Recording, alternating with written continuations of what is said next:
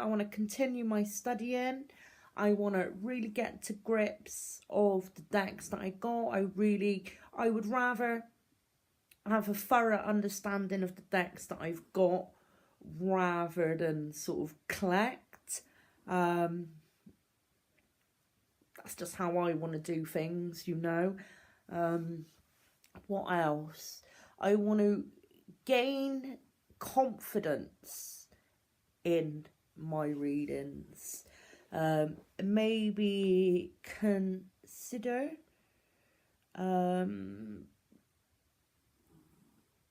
if I want to earn money off tarot. And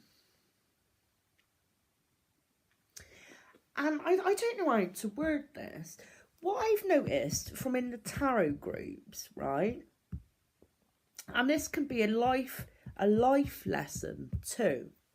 And I'll try and explain it to you because I'm not going to make sense otherwise. I was in a tarot group, right? And the idea in this group is you post, right?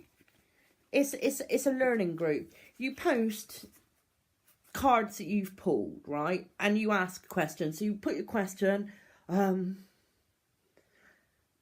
will I get married in 2019? Yeah. So you pull your cards, and then other group members comment. Okay, and it's experience, it's learning, it's a good idea, you know. But I was involved in a two-way conversation, very brief conversation with a lady on a reading, just a 3-card spread, and this other person joined the sort of chat, and she said, she used my name and this other lady's name. She said, "Oh, can you pull some cards?" And it was like, well, you don't do that in private message. Anyway, long story short, is I ended up reading for her, right? But the reading sort of went on and on and on because I was struggling because I kept pulling the cards, right? And the cards were just telling me the situation. So I was thinking, well, why are the cards just telling me the situation? So I thought, perhaps I didn't phrase the question right. So I thought, right, I'll try rewording the question. And again, the cards just described the situation. So I learned from that, you know, not there and then, like in hindsight, I learned from that if the cards repeat the situation, it could be an indication of a cycle, you know. I'm sure there's other